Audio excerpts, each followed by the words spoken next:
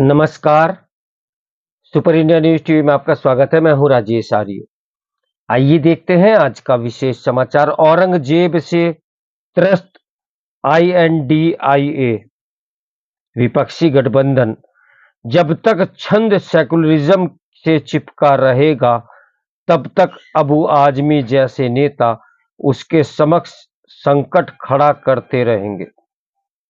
महाराष्ट्र में समाजवादी पार्टी के नेता अबू आजमी ने औरंगजेब का महिमा मंडन करने वाले अपने बयान को वापस ले लिया, लेकिन वह राजनीतिक बहस और विवाद के केंद्र में बने हुए हैं। इसी बीच कुछ और लोगों की औरंगजेब दयालु दिख गया और उन्होंने भी उसकी प्रशंसा के पुल बांधने में संकोच नहीं किया।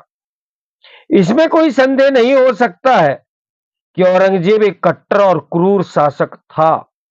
आखिर जो अपने सगे भाई दारा शिकोह का सिर कलम करके उसका सिर तस्तरी में रखकर पिता शाहजहां को भेंट करने की हिमाकत करे, उससे निकृष्ट और कौन होगा।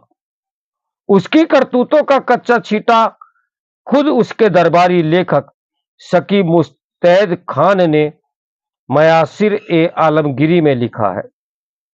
वास्तव में इसी कारण करीब करीब सभी इतिहासकार इस पर एक मत है कि औरंगजेब सबसे क्रूर शासक था और उसकी सनक भरी हरकतों की वजह से ही मुगल शासन का पतन हुआ। इसके बाद भी भारत और पाकिस्तान में उसका महिमा मंडन करने वालों की कमी नहीं। पता नहीं क्यों कुछ मुसलमानों को यह लगता है कि औरंगजेब चाहे लाख बुरा हो, लेकिन मुसलमान होने के नाते उसकी सराहना करना उनका मजहबी फर्ज है। कुछ लिबरल किस्म के बुद्धिजीवियों को भी यही लगता है कि वे जब तक औरंगजेब को महान और दयालु शासक नहीं कह देते, तब तक उनके लिए खुद को सेकुलर साबित करना कठिन होगा। इस कारण वे भी औरंगजेब और ऐसे ही आक्रांताओं का गुणगान करना अपना सेकुलर फर्ज समझते हैं।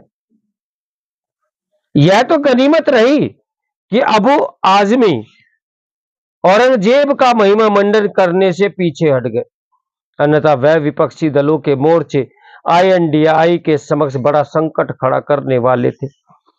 वैसे यह संकट अभी टला नहीं है। महाराष्ट्र के राजनीतिक दलों के लिए यह संभव नहीं कि वह औरंगजेब का महिमा मंडन सहन कर सके। इनमें भाजपा, शिवसेना और एनसीपी के दोनों घटक ही नहीं, कांग्रेस भी है।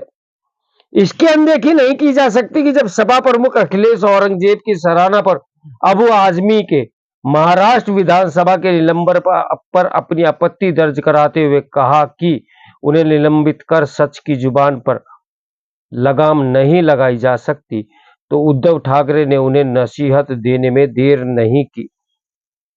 अबू आजमी के आईएनडीआई नेताओं के समक्ष धर्म संकट खड़ा कर दिया था, वैसे ही एक समय तमिलनाडु के मुख्यमंत्री एमके स्टालिन के बेटे और मंत्री उदयनिधि ने सनातन धर्म को डेंगू मलेरिया बताते हुए उसके खात्मे की जरूरत जताकर आईएनडीआई को बगले झांकने पर मजबूर कर दिया था।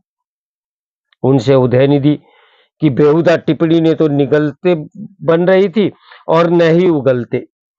चूंकि सनातन धर्म के खात्मे की जरूरत जताने वाले बयान घोर आपत्तिजनक था, इसलिए आईएनडीआई के कई घटकों के नेताओं को दबे छिपे स्वरों में उदयनिधि को नसीहत देनी पड़ी। ऐसी ही नौबत तब आई थी जब कुछ तथाकथित सेकुलर और समाजवादी नेताओं ने रामचरितमानस के खिलाफ टिप्पणियां करना शुरू कर दी थी। अभी हाल में महाकुंभ को लेकर मल्लिकार्जुन खड़गे की टिप्पणी भी विपक्षी गठबंधन के नेताओं के लिए मुसीबत बन गई थी। कांग्रेस के कुछ नेताओं ने तो खड़गे की टिप्पणी की परवाह न करते हुए संगम में डुबकी लगाना भी पसंद किया। इनमें कर्नाटक के उप मुख्यमंत्री डीके शिव कुमार भी थे।